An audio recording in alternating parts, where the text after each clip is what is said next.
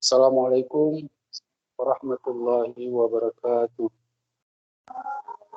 Waalaikumsalam warahmatullahi wabarakatuh. Alhamdulillahi rabbil alamin. Wassalatu wassalamu ala asrafil anbiya'i wal mursalin wa ala alihi wa sahbihi ajma'in. Bapak Ibu yang dirahmati Allah Ta'ala, pertama sekali mari kita bersyukur kepada Allah Subhanahu wa Ta'ala karena pada malam hari ini sesuai yang kita rencanakan kegiatan kajian dari semalam mencapai insya Allah kita selenggarakan dengan cara dan banyak memberi manfaat bagi kita insya Allah. Jangan lupa salawat serta salam kita sampaikan kepada Rasulullah Muhammad SAW. Allahumma shalli alaihi, semoga kita istiqamah dengan Allah dan bercita-cita bersama sama. Baik, Bapak Ibu sekalian, mari kita awali kajian dari sini ini dengan saudari mengucapkan al-basmalah. Bismillahirrahmanirrahim. Alhamdulillah, pembicara narasumber kita sudah hadir, itu Mr. Niko Purnomo Spedisi. Insyaallah nanti mengupas tentang mempertahankan atmosfer belajar dan siswa sewaktu sekolah. Dan sebelumnya mari kita dengarkan pembacaan wahyu yang akan dibacakan alim para murid kita.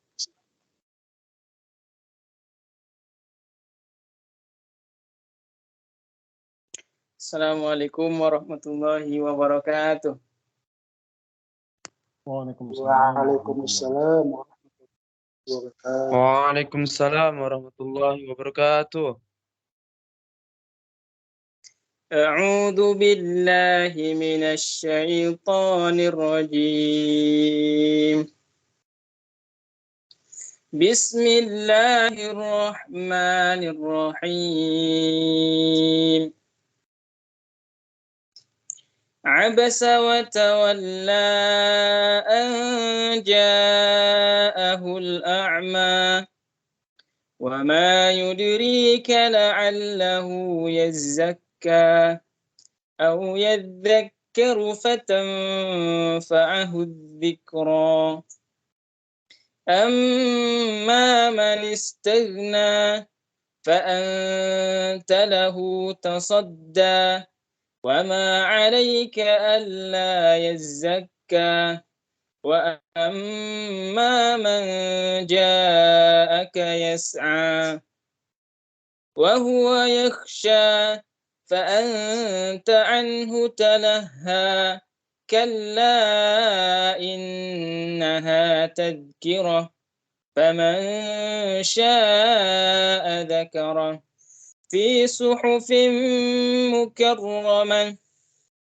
مرفوعة مطهرة بأيدي سفرة كرام بررة قتل الإنسان ما أكفره من أي شيء خلقه من نطفة خلقه فقدره ثم السبيل يسره ثم أماته فأقبره ثم إذا شاء أنشره كلا لما يقض ما أمره فلينظر الإنسان إلى طعامه أنا صببنا الماء صبا ثم شققنا الأرض شقا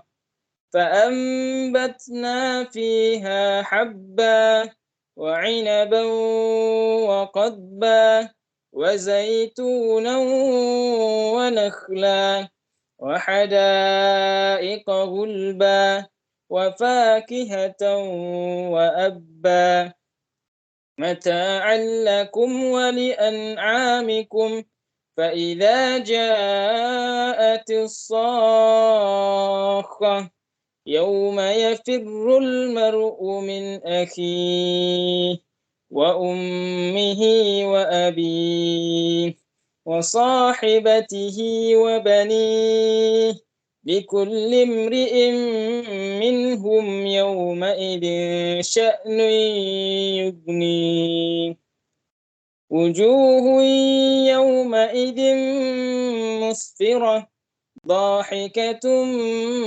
مستبشرة ووجوه يومئذ عليها غبرة ترهقها قترة أولئك هم الكفرة الفجرة. Assalamualaikum warahmatullahi wabarakatuh. Waalaikumsalam warahmatullahi wabarakatuh. Terima kasih kepada muallim. Baik, kita lanjut. Berikutnya kita simak bersama nanti sharing dari Mr. Mito Purnomo terkait tentang bagaimana mempertahankan atmosfer belajar ketika siswa hidup sekolah. Mudah-mudahan ini bagian yang menjadi persiapan juga nanti bagi guru-guru memberi baik waktu dan uang.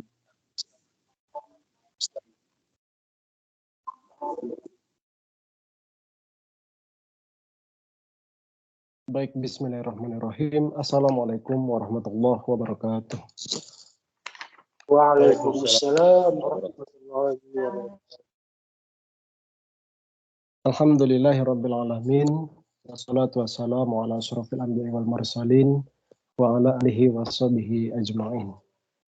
Bapak dan Ibu yang rahmati Allah Subhanahu wa taala, alhamdulillah kembali puji dan syukur mari sama kita ucapkan kehadirat Allah Subhanahu wa taala yang mana sampai pada malam hari ini kita masih diberikan rahmat, karunia serta hidayahnya sehingga pada malam hari ini kita dapat berkumpul di ruang kajian KDSM yang saya lihat kebetulan malam ini sudah sampai di part yang ke-50 ya Ibu.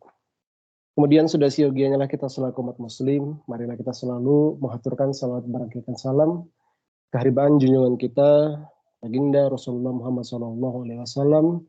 Mudah-mudahan kita termasuk ke dalam golongan umatnya yang senantiasa mengamalkan segala sunnah yang diperintahkan olehnya.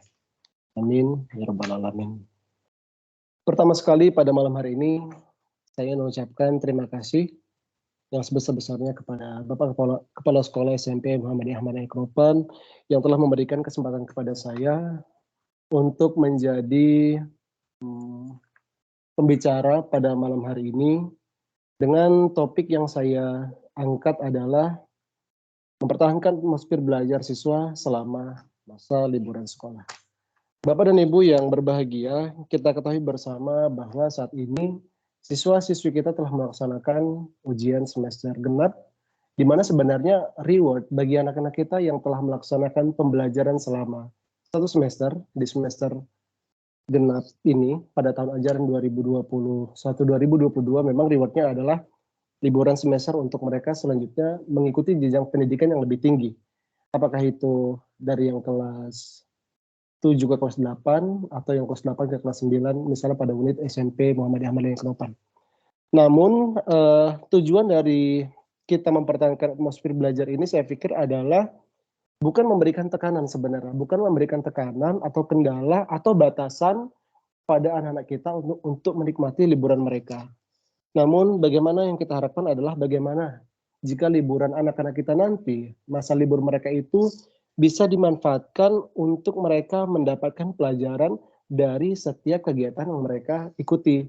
Entah itu bersama orang tua atau bersosialisasi di masyarakat dan lain sebagainya. Saya yakin sebagian besar dari anak-anak kita nanti mereka mungkin akan liburan, akan melakukan sesuatu bersama keluarga.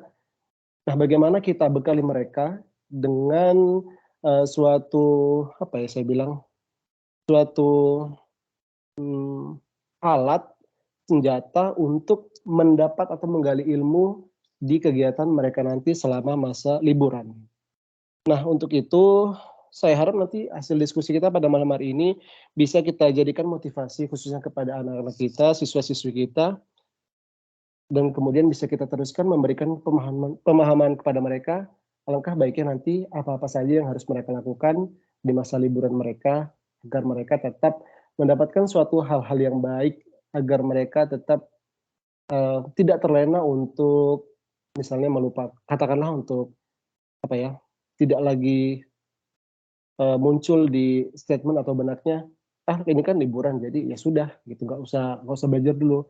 Nah, bagaimana caranya kita pertahankan agar mereka tetap menjadi individu yang produktif di komposisinya atau di kapasitasnya sebagai siswa. Itulah tadi latar belakang atau buah pikir saya untuk mengangkat tema ini tadi, mempertahankan atmosfer belajar siswa selama masa liburan sekolah. Dan bukan untuk mengajar ikan berenang atau mengajar limau berduri, saya yakin Bapak Ibu juga punya pengalaman yang lebih baik tentunya dalam memberikan pembekalan kepada siswa. Namun saya harap nanti apa yang kita bahas, apa yang kita diskusikan ini bisa menjadi pembuka bagi Bapak Ibu, mungkin nanti akan ada muncul ide-ide baru, inovasi baru yang bisa kita terapkan mengantar anak kita menuju liburan semester genap ini. Baik, langsung saja, saya pikir tadi sudah saya analisa atau saya coba cari dari beberapa sumber, ada hal-hal yang dapat kita lakukan mengantarkan anak-anak kita menuju liburan yang bermanfaat. Yang pertama adalah mengingatkan kepada mereka tentang hafalan. Saya pikir di sekolah kita khususnya SMP Muhammadiyah Ahmad dan Ekropan ada program tahfiz. Bagaimana nanti pada saat masa liburan anak-anak kita, tahfiz mereka ini tidak ditinggal.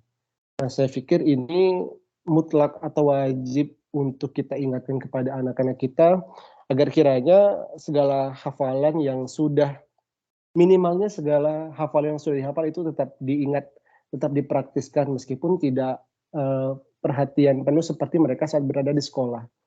Begitu. Saya pikir menghafal ini lebih menjaga hafalan itu lebih sulit daripada menghafalnya begitu. Jadi yang pertama sekali yang patut kita jaga kepada anak kita selama masa liburan adalah tentang hafalan mereka, hafalan Al-Quran.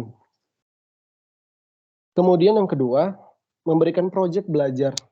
Nah, apakah yang sifatnya dalam ranah sains ataupun sosial? Misalnya adalah memberikan pembekalan kepada anak kita barangkali jika mereka suatu saat nanti atau pada saat liburan nanti melakukan kunjungan bersama keluarga mungkin ke wisata alam atau ke tempat-tempat yang sifatnya bertemu dengan alam, langsung apa bahasanya? Menyentuh tentang alam, maksud saya itu di bidang itu nanti bagaimana kita memberikan pembekalan kepada anak-anak kita supaya mereka dapat menarik pelajaran dari situ, misalnya mencatat hal-hal temuan baru, apa yang bidang biologi mana yang ada atau yang dipelajari tentang suatu tempat yang mereka datangi. Ataupun juga di bidang sosial, mungkin anak-anak kita nanti akan berinteraksi mungkin dengan keluarganya yang jauh, mereka akan mengunjungi keluarga yang jauh, kemudian akan melakukan interaksi bersama mereka. Jadi kita berikan suatu seperti misalnya kuesioner mungkin kepada anak kita untuk mengisi apa-apa saja yang mereka lakukan, komunikasi bentukan yang bagaimana yang mereka lakukan terhadap orang-orang di sekitar mereka maupun sanak keluarga famili yang mereka kunjungi pada saat masa liburan. Dan poin yang ketiga yaitu memberikan penjelasan kepada siswa tentang bahwa mereka akan menduduki jenjang yang lebih tinggi. Nah, ini maksudnya adalah memberikan kesadaran begitu liburan selesai, anak-anak akan langsung mengikuti jenjang pendidikan yang lebih tinggi. Artinya, persiapkan diri selama liburan untuk mungkin mengulang kembali pelajaran yang sudah dipelajari di kelas-kelas sebelumnya, supaya nanti begitu masuk sekolah, mereka tetap bisa langsung mengikuti pelajaran tanpa mungkin ada bahasa lupa mister gitu, lupa mu'alim. Jadi bagaimana memberikan kesadaran kepada mereka bahwa liburan ini hanya untuk pindah belajar di rumah full, tidak di sekolah, tapi belajar itu tidak ditinggal karena setelah ini akan mengikuti jenjang pelajaran atau jenjang kelas yang lebih tinggi dan akan menemukan tingkat kesulitan pembelajaran yang lebih sulit lah. Kemudian, nah, memberikan kesempatan kepada siswa untuk lebih bersosialisasi kepada masyarakat. Barangkali selama ini di jadwal anak-anak sekolah, meskipun Sabtu Minggu itu mereka libur, tapi bagaimana mereka nanti selama hampir setiap hari itu dapat bersosialisasi di masyarakat untuk menumbuhkan rasa percaya diri anak-anak dengan berkomunikasi dengan orang lain, bagaimana mereka bersikap dengan orang lain. Saya rasa ini nanti perlu kita antarkan ke anak-anak supaya mereka tidak salah sikap begitu pada saat bertemu dengan orang lain dengan frekuensi waktu bertemunya itu lebih sering atau tiap hari. Dan yang terakhir adalah berkomunikasi dengan orang tua siswa di rumah. Yang terakhir adalah mungkin yang dapat kita lakukan untuk menjaga agar kontrol belajar anak-anak kita tetap baik adalah dengan melakukan komunikasi dengan orang tua atau wali murid di rumah. Bagaimana kita bermohon kepada mereka, bagaimana kita memberikan penjelasan kepada mereka supaya anak-anak ini tetap belajar di rumah karena sedang masa liburan kita tidak bisa fokus penuh mengikuti apa yang dilakukan anak-anak. Yang punya kontrol penuh adalah orang tua. Yang kita jaga untuk mendapatkan ini adalah komunikasi kita kepada orang tua siswa. Mudah-mudahan ketika beberapa hal ini bisa kita lakukan, frekuensi belajar anak-anak meskipun sedang mengikuti masa liburan akan tetap terus terjaga sehingga nantinya ketika waktu kembali masuk sekolah tetap mereka punya motivasi belajar, tidak berkurang misalnya bagi yang sudah mengikuti kegiatan liburan. Tapi juga saya pikir tadi sempat berpikir apakah nanti mereka akan merasa tertekan atau tidak karena bagaimanapun anak-anak kita ini adalah masih yang jenjang sekolah menengah pertama ataupun sekolah dasar bagi SD Muhammadiyah SD Muhammadiyah 1 Ekonopan. Baik Bapak Ibu, saya rasa itulah tadi penyampaian atau pengantar untuk kita diskusi malam hari ini tentang mempertahankan atmosfer belajar siswa selama masa liburan sekolah. Mungkin nanti Bapak Ibu ada hal yang perlu kita diskusikan bersama. Saya dengan senang hati menerima saran, menerima masukan, atau ada hal yang perlu kita obrolkan bersama, nanti kita bahas dalam forum ini juga. Baik, mohon maaf apabila terdapat kesalahan dan kekhilafan. Berikutnya saya kembalikan kepada Bapak Kepala Sekolah. Baik, terima kasih kepada Mr. Miko yang sudah memaparkan bagaimana mempertahankan frekuensi belajar anak ketika masa liburannya. Semua kita mungkin sudah menyimak tadi dan ini menjadi challenge atau tantangan bagi pihak sekolah maupun guru-guru bagaimana kontinuitas atau keberlangsungan pembelajaran itu tidak terhenti karena disebabkan liburan. Tadi Mr. Miko menawarkan bagaimana upaya-upaya, trik-trik dan beberapa tema yang perlu kita jadikan untuk bagian dari keberlangsungan pembelajaran seperti takfis, masalah sosial, dan lain-lain. Baik, untuk itu kepada kita semua dipersilakan mungkin menanggapi atau memperkaya atau juga mungkin ada hal-hal yang perlu kita pada kita semua. Waktu dipersilakan.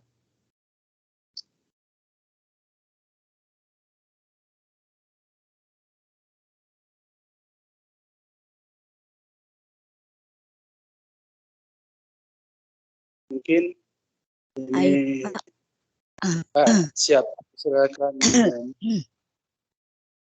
Assalamualaikum warahmatullahi wabarakatuh. Di sini Mr. Miko temanya begitu menarik. Nah, tapi di sini saya ingin mungkin minta saran dan solusi begitu.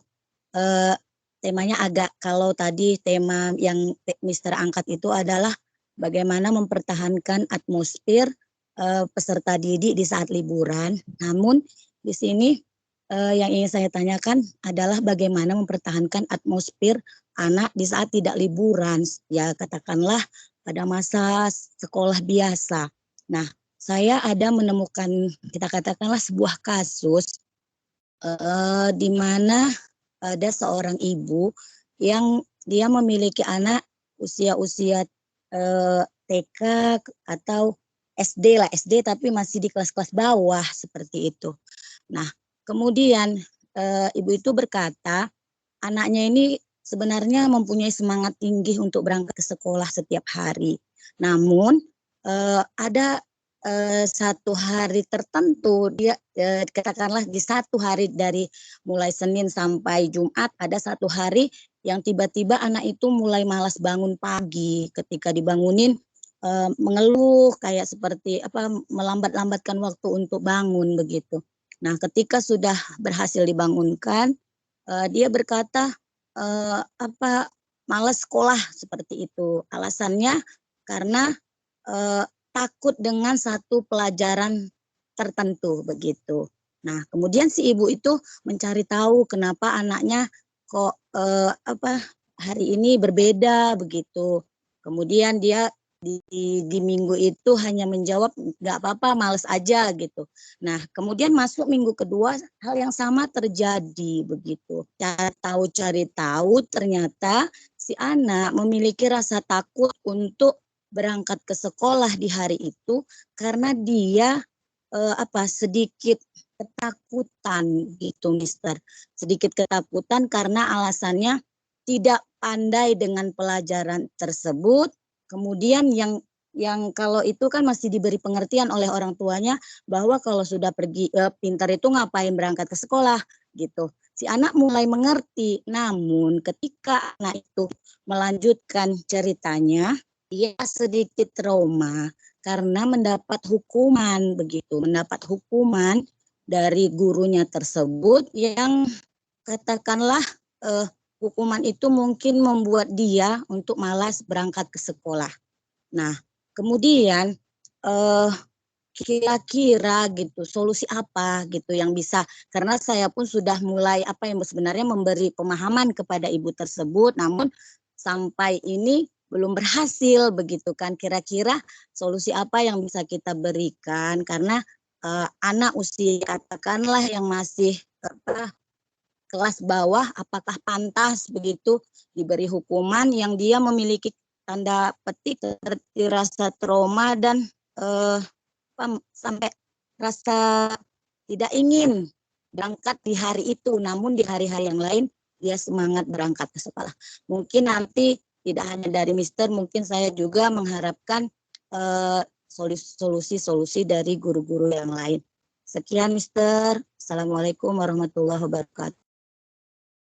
Waalaikumsalam warahmatullahi Waalaikumsalam wabarakatuh. warahmatullahi wabarakatuh. Baik, mungkin yang pertama kita mintakan kepada Mister untuk respons. Nanti mungkin ada tamu. Silakan Mister. Baik, terima kasih Mem Elvida tadi udah memberikan satu gambaran kasus mengenai, saya pikir ini tentang mental anak yang sampai takut atas pengalaman belajar dengan guru. Yang pertama, jika kita dari sudut pandang guru, ini saran sih, ataupun termasuk saya sendiri juga sebenarnya harus banyak-banyak mengkoreksi diri saya. Yang pertama itu kita harus rajin tanya-tanya kepada siswa. Dari segi guru ya, dari sudut pandang kita seorang guru. Harus kita sering-sering tanya kepada siswa, bagaimana pembelajaran selama ini. Memang kalau siswa ini kadang bahasanya itu jawab asal jeplak, tapi bisa kita filter. Biasanya anak-anak itu akan berkata jujur. Misalnya, Mister terlalu gini, Mister terlalu baik PR, atau apa. Saya sering juga tanya kepada siswa, termasuk tadi kepada siswa kelas 8, tercetus mereka, iya Mister kalau nggak PR banyak. Mungkin ini jadi referensi diri saya, jadi pembelajaran saya, mungkin di semester depan bisa saya batasin untuk tugas di rumah. Mungkin karena waktu mereka sedikit atau gimana. Soalnya kalau saya lihat dari minat belajarnya itu, siswa kita ini banyak yang mau belajar sebenarnya. Cuman mungkin memang saya yang salah, terlalu banyak kasih tugas. Ya, jadi sebagai guru saya pikir kita memang harus rajin berkomunikasi. Yang salah satu pertanyaan kita adalah meminta umpan balik atau respon siswa atas metode atau proses pembelajaran yang kita berikan kepada mereka. Yang ini nanti jawaban mereka atau respon dari mereka bisa kita jadikan acuan, patokan untuk kita menjadi lebih baik lagi. Salah satunya adalah proses atau cara atau metode mengajar kita.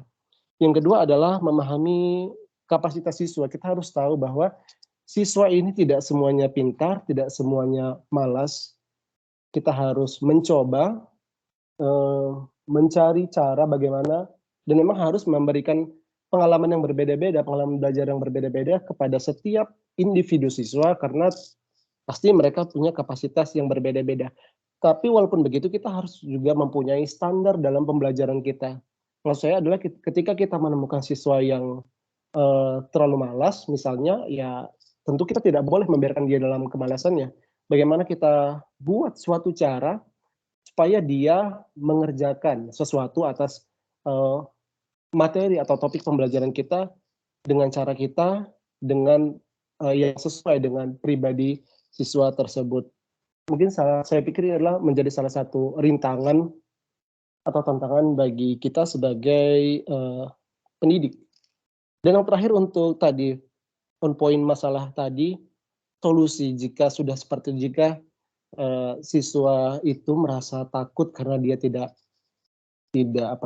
merasa tidak bisa mengikuti pelajaran dari guru tersebut. Saya pikir ketika posisi kita adalah di guru tersebut, kalau saya, atau mungkin nanti bisa diperbaiki atau bisa ditambah nanti Pak Ustadz, Miss, adalah komunikasi langsung dengan siswa tersebut. Kita harus paham bahwa kita orang dewasa yang kita didik adalah anak-anak. Kita harus bisa, bukan mengalasi bahasanya, tapi harus bisa memahami kedudukan, memahami posisi. Ya sudah, berarti saya ini yang sebagai seorang guru yang harus nanya siswa tersebut baik-baik, maunya apa, kira-kira gimana cara kita supaya dia mau belajar, itu harus kita dalami. Dan saya pikir kita tidak salah untuk bilang maaf walaupun kepada anak-anak, tapi tetap kita harus buat sebuah promise, sebuah pegangan untuk mereka. Tapi kamu janji kamu harus belajar setelah ini atau apa. Itu mungkin akan membuat keadaan lebih baik. Kita harus bisa membujuk anak tersebut. Yang namanya anak-anak, saya pikir ketika kita sudah coba memberikan perhatian lebih, maka mereka akan luluh. Maka mungkin harapannya kalau kita sudah memberikan perhatian lebih tadi, sudah berkomunikasi dengan anak tersebut, mudah-mudahan anak tersebut menjadi lebih lebih ringan, lebih tidak takut lah bahasanya. Pun begitu kalau nanti belum juga berhasil, ya kita mungkin akan harus lebih banyak belajar tentang psikologi anak dalam ranah pendidikan. Saya pikir itu tentang tanggapan saya tentang masalah kasus tadi. Mudah-mudahan nanti yang lain Bapak Ibu bisa memberikan tambahan. Terima kasih. Terima kasih Stenko yang sudah. Ya, silakan. Itu kan ya kasusnya kalau kita sebagai guru gitu kan Mister yang bisa kita lakukan. Namun tadi seandainya saya diminta tolong orang tua untuk dia menyampaikan kasusnya kepada saya. Kemudian kan kita ini kan sebagai orang tua kadang tidak enak gitu untuk menyampaikan langsung ke pihak sekolah tentang keadaan anak tersebut begitu. Makanya si ibu tadi mungkin karena saya posisinya ada mungkin seorang guru mungkin punya saran gitu atau masukan bagaimana supaya membuat anaknya ini gitu kan anaknya ini menghilangkan rasa takut katakan takut untuk berangkat ke sekolah karena pernah dihukum begitu loh. Jadi istilahnya ini keluhan seorang ibu anaknya supaya kembali seperti biasa begitu. Kalau yang Mister sampaikan tadi kan mungkin iya itu bagus sekali, mungkin trik-trik lah gitu kan yang bisa kita ambil trik anak-anak atau peserta didik di kelas kita merasa jenuh, bosan atau bahkan tidak mau masuk di kelas kita. Namun ini kan kasusnya orang tua yang anaknya kehilangan rasa semangat lah katakan di hari tertentu untuk berangkat ke sekolah, Mister. Baik, sebelum mungkin pada yang lain bisa memberi tambahan ya apa yang disampaikan. Tapi kalau dari sedikit dari saya, apakah di tingkat taman kanak-kanak itu sudah ada mata pelajaran sehingga menyebabkan anak tersebut ada pelajaran yang tidak beliau senang. Padahal mungkin sepemahaman kita di TK itu adalah tempat bermain bagi anak-anak. Mungkin SD, Pak. memang ada SD. Oh ya. SD, ya SD-nya pun paling bawah.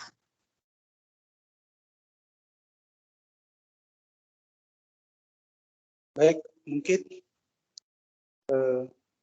ada dari yang lain boleh menambahkan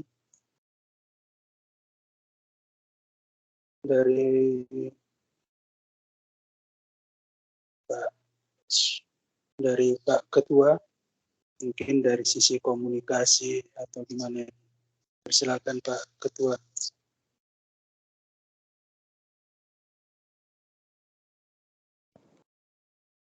Assalamualaikum warahmatullahi wabarakatuh. Waalaikumsalam warahmatullahi wabarakatuh. Baik, saya cuma menambahi ya Pak, mungkin dari perspektifnya saya gitu kan, ketika harus melihat kondisi yang terjadi saat ini.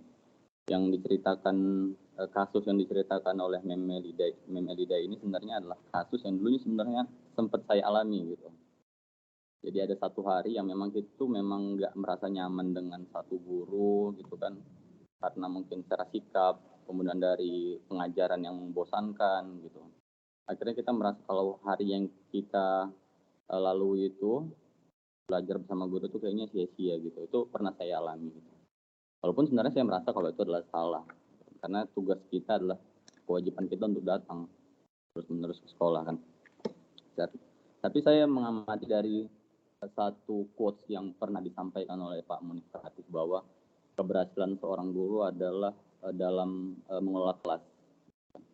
Jika memang anak-anak merasa tidak nyaman gitu kan, anak-anak merasa nyaman, anak-anak bosan gitu kan, berarti ada yang salah dalam pembelajaran, metode pembelajaran guru itu. Jadi sebenarnya harus direfleksi adalah gurunya. Bagaimana untuk itu kan sebenarnya kita harus mencoba banyak hal-hal baru gitu Pak. Jadi saya ambil dari satu, karena tadi berkaitan dengan guru, kita juga masih menganggap bahwa kita dekat dengan perspektifnya Pak Munif Khatib gitu kan, bahwa banyak guru-guru yang ragu sebenarnya menerapkan metode mengajar yang baru dikarenakan takut gagal, kemudian khawatir mungkin kurikulum atau penerapan itu masih ragu-ragu. Padahal bagi siswa sebenarnya sebuah aktivitas belajar dengan pengalaman baru itu adalah hal yang masuk dalam memori jangka panjang mereka. Dan itu tak terlupakan seumur hidup. Jadi tugas kita sebenarnya, di beberapa minggu yang lalu saya sampaikan bahwa di pendidikan kita sebenarnya adalah merekayasa. Kita nggak mungkin pakai sistem yang dulu diterapkan dengan sistem yang sekarang. Tentu anak-anak yang dulu berbeda dengan anak yang sekarang. Anak-anak sekarang dilahirkan dengan komputer yang tercanggih pada masa hari ini. Jika kita lahir pada masa era komputer Pentium, sekarang udah Core i7 gitu kan, dengan generasi yang cukup upgrade. Jadi kita nggak bisa menerapkan itu. Ada beberapa hal dengan cara seperti satu Pak, mungkin kita harus merefleksi. Ya kan, karena gurunya yang mungkin mengajar itu mungkin Mem Elida ya, mungkin guru yang abad 90 gitu kan. Sesuai dengan yang Pak Anies bilang.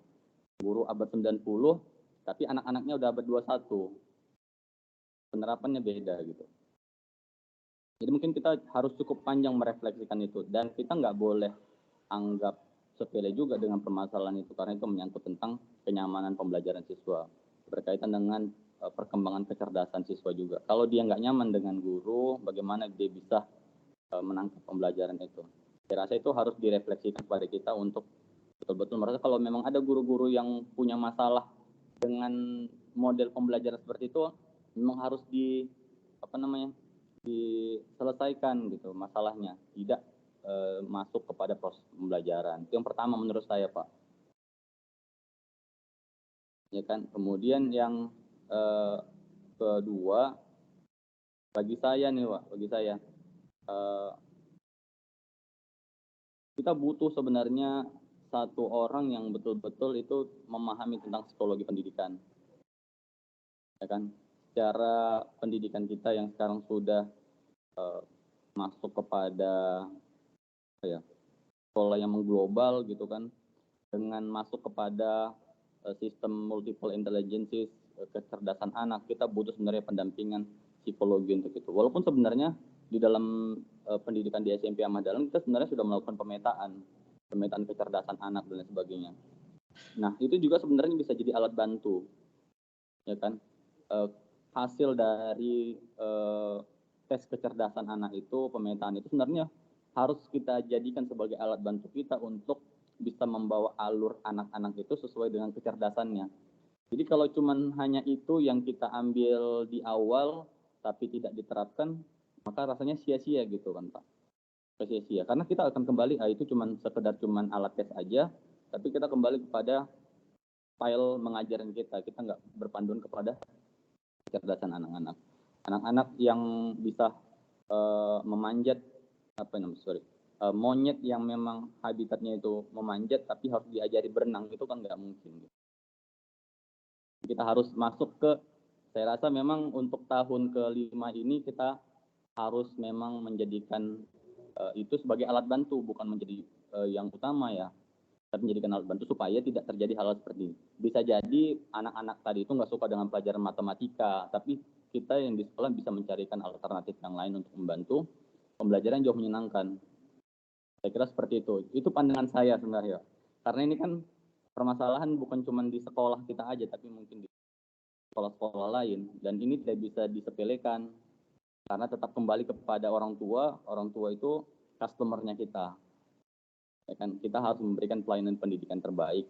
Karena orang tua sudah bayar yang sudah kita tetapkan dengan angka yang menurut mereka tinggi, pelayanan yang harus kita berikan, baik pelayanan pendidikan dan kependidikan secara fasilitas sekolah. Saya kira seperti itu Mem Elida. Mungkin ini bisa menjadi tambahan ya, memperkuat. Sekian Pak, saya kembalikan. Terima kasih Pak Suranto, Pak Ketua. Mungkin ini juga menjadi apalah ya, teguran untuk terutama apa ya, pemanfaatan tadi apa, perangkat-perangkat yang sebenarnya cukup bisa kita andalkan ya. Mungkin misalnya yaitu tadi hasil dari tes psikologi itu habis dibacakan, mungkin nggak pernah lagi kita cek lagi, kita lihat-lihat. Sebenarnya itu bisa bagian dari pemecahan masalah ya. Misalnya si A, misalnya kalaulah contoh yang disebutkan Mem Alida tadi yang sudah punya catatan hasil, mungkin bisa dirujuk. Nah, kira-kira gimana ininya ya. Namun itu kan dicontohkan tadi sekolah dasar. Kalau misalnya ke depan di sekolah kita, di SMP maupun nanti SD yang sudah ada tes bagaimana anak-anak kemauan atau metode belajarnya, mungkin ini bagian dari apa ya, yang sudah disiapkan sekolah, tinggal pemanfaatannya perlu kita maksimalkan. Baik, terima kasih. Mungkin sekedar demikian ya, Memelida. Mungkin kalau Ya, Pak. Pak. ya. Yang lain ada? Ibu Halimatus Sa'diyah.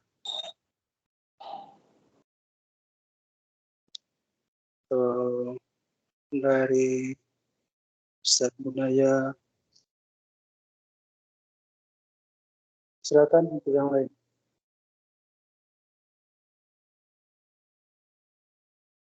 Saya ingin menambah sedikit, Pak.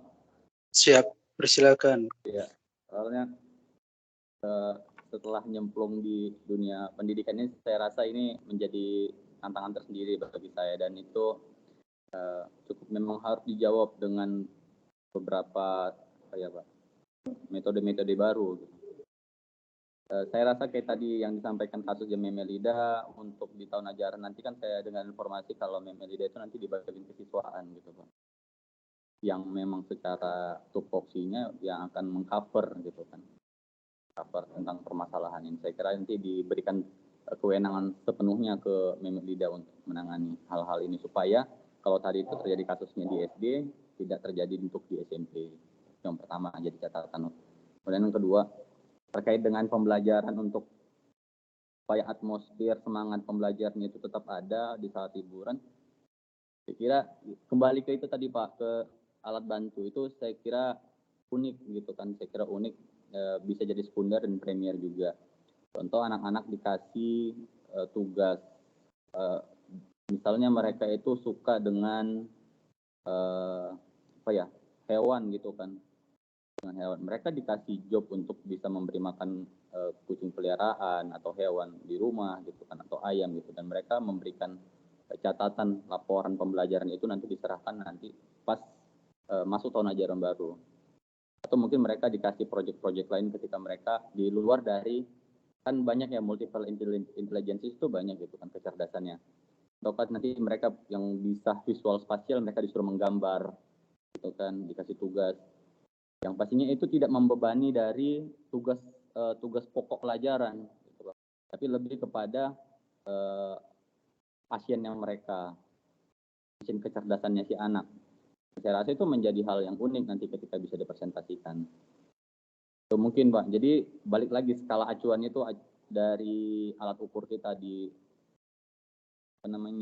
di tes psikologi kemarin. Kira demikian, Pak. Itu unik, Pak. Nanti kita tertantang tuh, Pak.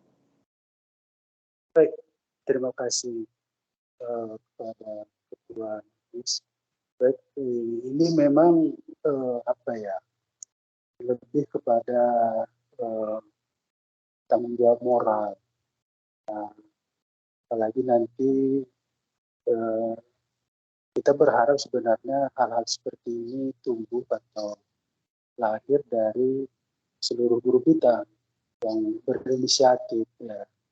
Nanti harapan kita ya, sekolah baik SD maupun SMP, dan memaklumkan atau menghimbau kepada para guru untuk memberikan challenge ya, liburan. Apakah itu nanti terserah. Kalau kita pada tahun pertama dulu, setelah liburan anak-anak kita minta untuk bercerita, ya, bercerita pengalaman liburan.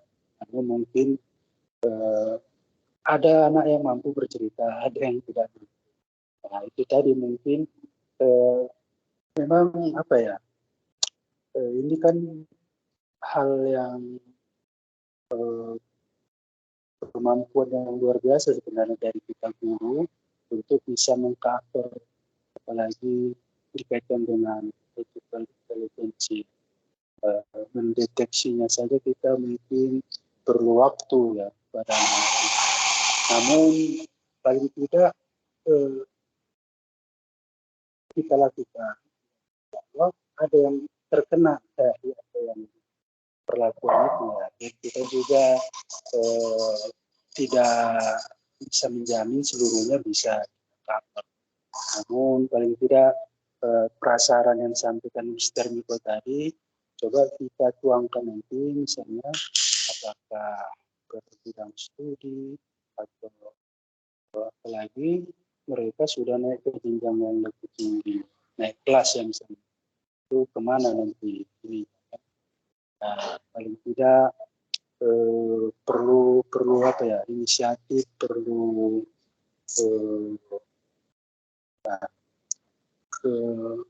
mencari metode bersama seluruh ya, seperti misalnya kalau praktis tadi, maka perlu kalau anak pesantren biasanya liburan diberi daftar hafalan atau itu murojaah. Namun memang yang agak berat menurut saya, ini mungkin bisa menjadi perhatian kita bersama. Ketika kita memberi tugas dan mungkin ketika apa ya, menilai atau menagih, nah ini yang perlu menjadi hal yang juga cukup krusial menurut saya.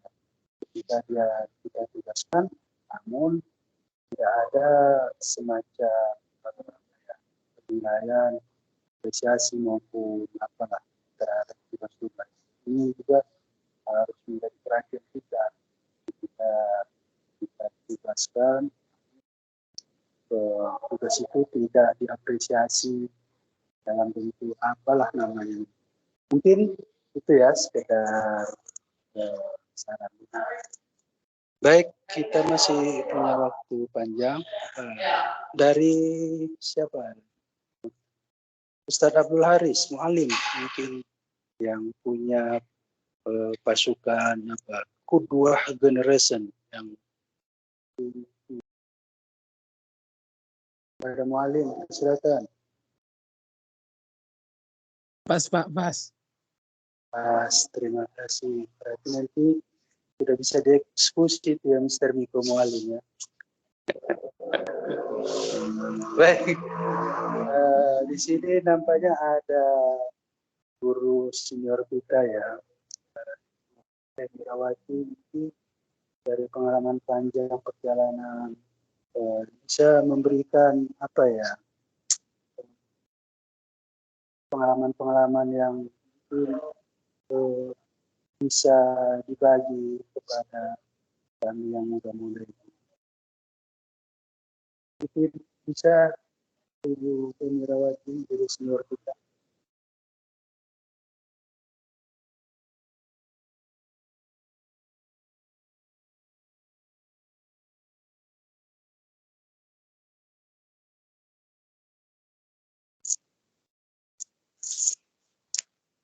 Dari Ustadz Rudi,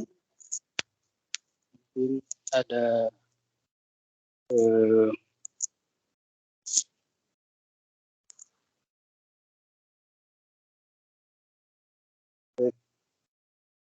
alhamdulillah ini dari majelis cukup lengkap ya.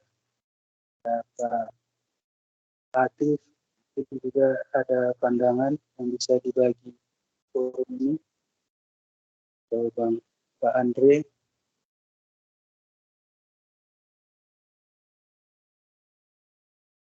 Khalid? Cukup, Pak, cukup. Cukup, Pak. Cukup. Pas. Ustaz Gunaya. Ustaz Gunaya. Ustaz Gunaya. Pas, Pak, pas. Berarti nampaknya ini Mr. Miko bakal dieksekusi kan? Udah sepakat ya. Namun nanti mana bisa kita siapkan instrumen-instrumen untuk menjaga ritme atau surya. Bu Halimatus Sa'diyah.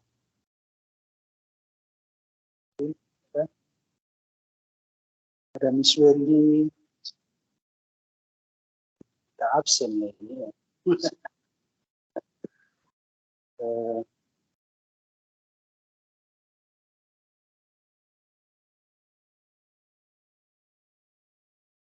Miss Novi,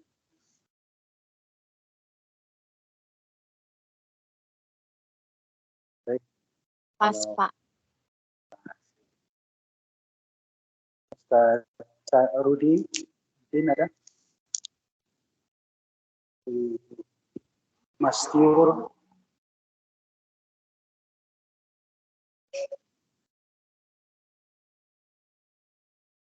nah ini Miss Malinda ini, silakan.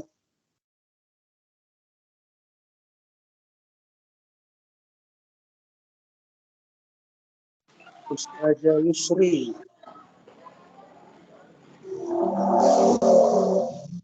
Pak. Ya, silakan.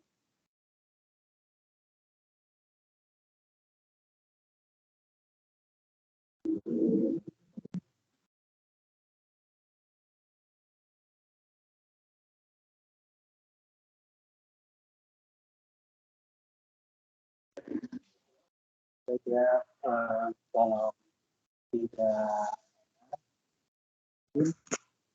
kita cukupkan kajian kita pada malam hari ini. Bahkan bagian dari bagaimana pelayanan pendidikan yang diberikan oleh amal usaha pendidikan Muhammadiyah ini benar-benar yang komprehensif ya. Kita harapkan bisa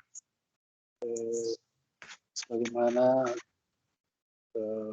tagline dari SMP misalnya, berkarakter dan cerdas. Kalau SD achievement untuk membangunkan kemampuan anak-anak kita, dan ini dalam beberapa kesempatan juga mungkin menyemangati Bapak Ibu guru sekalian bagaimana kita berkecimpung di dunia pendidikan ini merupakan suatu usaha yang mungkin bisa seolah menjadi amal soleh bagi kita. Yang penting niat kita luruskan, dan mari kita melalui tangan-tangan kita bisa lahir generasi atau kader-kader yang menegakkan tinggi ajaran Islam dan menjadikan anak-anak yang tangguh, bekerja keras, mandiri, berprestasi, siap menolong orang, dan hormat dan patuh kepada orang tua dan guru. Mungkin karakter-karakter utama yang perlu kita tumbuhkan kepada anak kita. Dan kalau ada pepatah yang mengatakan ya, semua tempat adalah tempat kita belajar ya, bukan hanya di sekolah. Jadi apa yang dipaparkan Mr. Miko, coba kita menggiring bahwa semangat anak-anak belajar itu tidak hanya dalam ruang kelas saja, tapi benar-benar memantik kepada anak bahwa setiap hari kita harus belajar, setiap hari kita menghadapi ujian. Jadi memang harus terus bersiap belajar untuk menjalani ujian-ujian. Ya, mungkin itu ya. Baik, mungkin kita mintakan closing statement dari Mr. Niko kepada Mr. Kita persilakan.